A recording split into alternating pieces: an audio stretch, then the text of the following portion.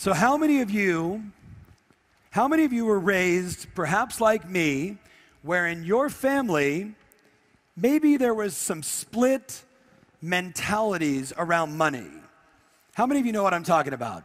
You know, like maybe mom had a certain way of thinking and dad had a certain way of thinking. So how many of you guys know who my dad is?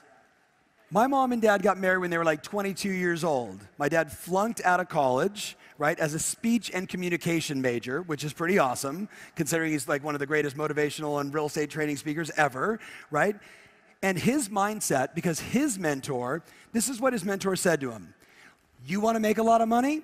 Go buy a Rolls Royce, go get a big fancy watch, and go get a really expensive car and a really expensive house, and you will be motivated like crazy, and you will go do whatever it takes to be successful. And guess what my dad did? He went up in a big fancy car, big watch, you know, Rolls Royce, the whole 9 yards, and every day he was like this, holy shit, I gotta make money. My mom, on the other hand, grew up in an environment with a few more kids.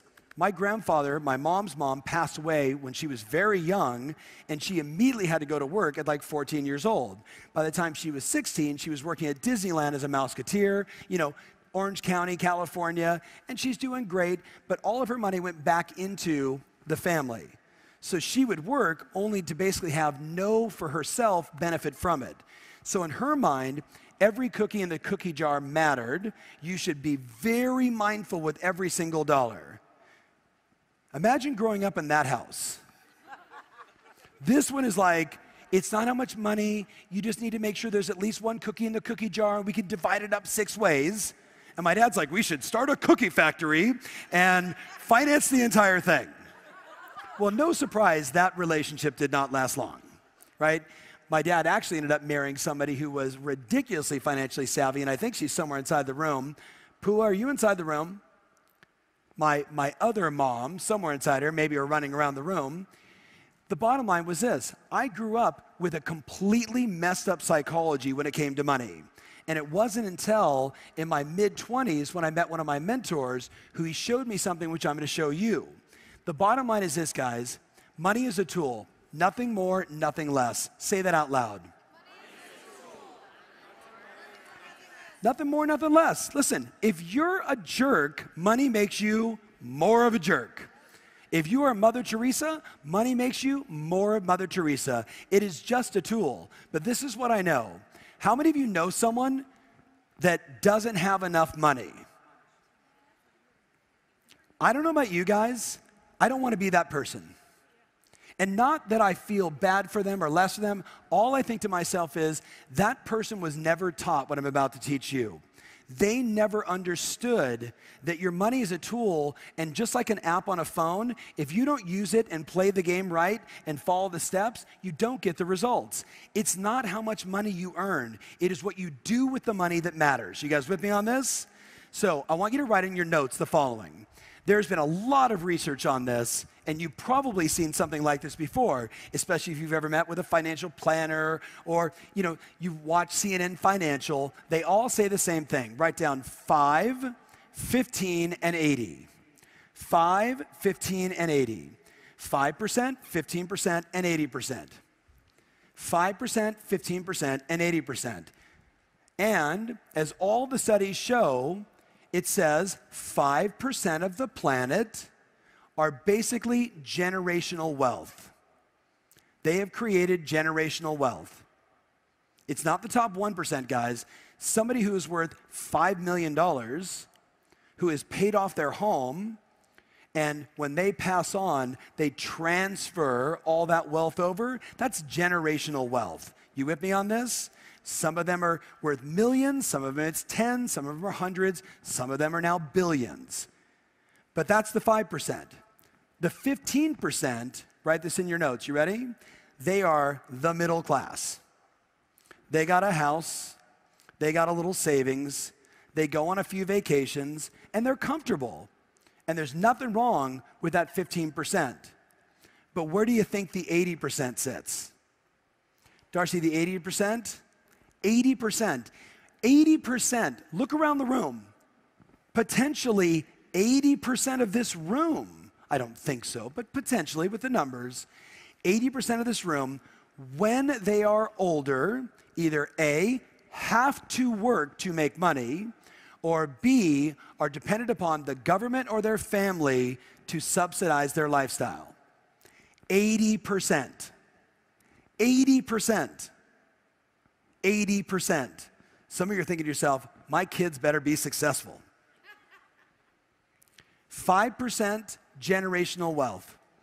And it starts at $5 million and above. 15%, comfortable.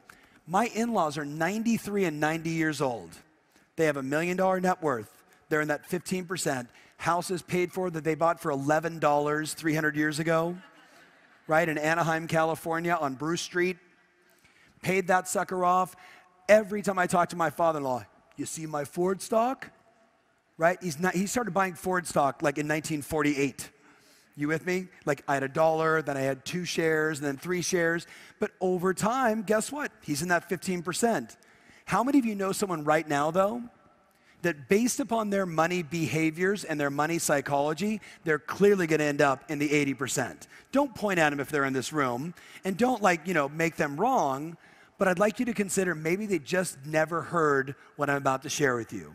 So I'm going to show you guys a business strategy for your money. You guys up for that? A business strategy. I'm not going to tell you what to invest in. That's not my role. I'm going to show you ideas of what the very best people do. I'm going to put it up on the big screen, which means the team's going to keep it here the whole time, and you're going to take detailed, copious notes. So here's the first thing I want to show you. This is what 80% of real estate professionals do. 80% of real estate professionals, they get a commission check, and that check goes into their personal account. Their personal account. 80%. They get a check, and it goes into their personal account. They go home, and maybe they say, here, honey, or here, I'm by myself, and I put it in my account, but this personal account is not an LLC, an S-Corp, a limited partnership. It's not a corporation, it's a personal thing. Now, I'm not going to ask you to raise your hands if that's you, but I am going to say this to you. I would like to thank you for paying lots in taxes. Thank you very much. I really appreciate you overpaying what you should be paying. Keep up the good work. So what's rule number 1? Should I have a corporation? Yes or yes? Yes or yes? So check this out, guys. If you answered this, don't feel bad. I will teach this stuff at conferences, and I'm blown away by 10 people in the room, 10,000 people in the room, the number of people that go, yeah, I thought about doing that, but I don't know, which one do I pick? I'm no expert. Here's what you do. You call your accountant and say, I think I need to get incorporated. Which do you recommend based upon where I live, what country, what state, etc. But rule number 1 is no one leaves this conference in 30 days if you are not incorporated and you don't own your business, and now your checks come to blankety blank LLC, not you personally, because now you get all the tax advantages. Yes or no, guys? But I got to tell you, this is what the 80% does, and this is clearly bad. Let me show you what the 15% do. I want you to draw this out. I want you to imagine a world where, and by the way, did you guys notice the subtle little difference?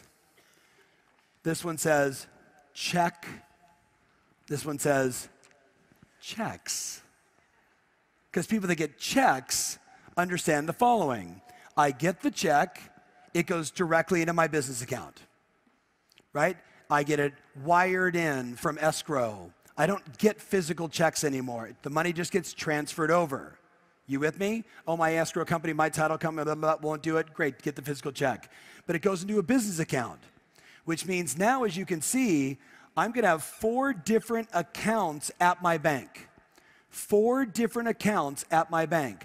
I'm going to have my business account. I'm going to have my tax account, 3 accounts. Tax account, business account, and my home account, my personal account. Here's the reality, my friends. If I can encourage and inspire, every single one of you to just do that and then follow the rule. You ready? Write this in your notes. Above the tax account, I want you to write down, let's do an imaginary check, and I want you to show you how much money goes where. So at the top, let's say that's a $10,000 check, just for easy numbers. $10,000 check. So all of a sudden, $10,000 hits my business account, and the first thing that happens is instantaneously 3,300 of the 10,000 goes directly into my tax account. 3,300 automatically into my tax account. Because some of you think when you get a check for 10 grand that you actually have 10 grand. How many of you are in the state of California or New York or in the country of Canada? You get a check for 10 grand and you're lucky if you get 4,500. That's the real deal. Now, you're an entrepreneur, you own your own business, you're gonna start taking better write-offs, you're gonna pay more attention to your accountant, you're probably gonna have your Uncle Larry, who's done your taxes forever, stop and actually hire a CPA who's gonna pay attention, but 3,300 bucks automatically goes there, then 3,300 or less goes into your business account. And this is where I run my business. A check comes in, I've got marketing. A check comes in, I've got expenses. A check comes in, I've got my MLS dues. Everything that I need to run my business, every check, 3,300, 3,300, and then what goes over here? 3,400 bucks to my home. Now it sounds like you might need a home budget. What do you guys think? Because many times, what do? We get a check, and we just start spending the money. By the way, if you look at this, the very first one, this is the cardinal sin. This is what poor people do. They get a check, and they just start spending. Who knows someone like that? Say aye. Matter of fact, the bigger the check, the more they start spending. And they never think about debt reduction, because they'll do that later. Because I've worked so hard, and this was such a challenging transaction, and that's why I'm going to overindulge and overspend on myself, and we know the financial roller coaster you're actually putting yourself through. This, my friends, is what the people do that take care of their money. They know Uncle Sam or Revenue Canada or Mexico, they're taking their money no matter what. So when I come in, that check comes in, I don't say to myself, I get it all. It automatically goes there, I leave a piece here, and the balance goes here. Make sense? So tell your buddy, are you gonna do this, yes or no? Yes or no? Now here's what I know. Look up here, guys. The number of clients that have done this, and then I see them a year later and they go, I have $15,000 in my savings account, I've never had that, but more importantly, I've paid all my taxes. Like, I'm on time, and I have money inside my business account, and it's the end of the year, and my accountant said I need to take a dividend, so I'm getting a big chunk of change at the end of the year. This is awesome. Now, I don't know about you guys, but does anybody like nice things? You know, family trips, vacations, memories, holidays, you know, maybe a new outfit. The challenge is, if you keep that psychology without requiring or putting in the discipline, you know what you end up with? A bunch of nice things and a shit ton of debt. So do me a favor, tell your buddy, do you know someone personally that has too much debt? Anybody inside this room? Now listen, there's smart debt and there's bad debt, and I'm not gonna go too in depth with you on this, but you know the difference. You know, credit card debt at 19% is dumb debt. Buying a house and getting a mortgage with 3.5% is really good debt. So we all know the difference, and I just want you to be mindful. I want you to take care of your money. But now, did you guys get a photo of this? Did you capture it? Are you sure? Are you promising to do this? Okay, do you want to know what the wealthy agents do? This is what the wealthy agents do. It's a little more complex. It's a little more complex. I would get it up on the big screen over there, guys, and take a photo of it. But more importantly, I want you to draw the whole thing out in your notes. Draw the whole thing out in your notes. This is what the wealthy do. This is the stuff that no one taught me, saw until Bill Mitchell pulled me aside and said, what do you do with your money? And I'm like, I don't know, I just get the check and I throw it inside my account and I spend it like crazy and I never have any cash and I'm always in trouble. draw this out. So play a game with me. You get a $10,000 check. The $10,000 check goes to what account? To what account? And 33% of it goes automatically where? To my tax account, because I don't really have 10,000. I really have like, 6,000 and change. That's the real deal. So 3,300 automatically here. Then I take another 3,300 over here or less, because I don't know your business expenses. But by the way, guys, your marketing cost should be no more than 10% of your expected gross revenue. Your marketing cost should be no more than 10% of your expected gross revenue. So a percentage of that 3,300 is going to go for your direct mail and your marketing and your email and your Zillow leads and your Facebook ads and the prints and the brochures and everything else. But no more than 10%. No more than 10%. Got it? Because you're incorporated now, your car and a piece of your house and all kinds of other things get written off into or from this account, so we like that. But you might also have inside there, ready guys? A virtual assistant, an assistant. Well, where is that person going to be paid from? You got a check for 10 grand. You didn't actually get 10 grand. You got 6,700. 3,300 goes inside here. Now I can pay my assistant. It starts to work like clockwork. You with me? But you can see this is where it gets interesting. Some people call this other account your investment account. I like to think of it as my financial hub. It's where the money comes in and then it gets divided again. Now, I'm not a financial planner, nor do I would even attempt to be, but I'm giving you just an example of what that extra $3,400 could go towards. So maybe you need, because you do 2 deals a month, you're like, I need $4 grand a month to come into the home expenses, so I'm going to take, $2 grand of my 3,300 or the 3,400. Where does the rest go? Do you have a retirement account? Do you put money in the stock market or in bonds or whatever you believe in, 401k? Do you have an account where you just put cash to buy real estate? Why not, on every check, take 5% of every check, put it into an account called cash for real estate, and you just watch that sucker grow like crazy over time, 2 years, and also you're like, I got $185,000 in cash sitting inside that account. I should go buy a duplex. I should go buy a fourplex. I now have the money to go do these deals. Retirement account, real estate cash account.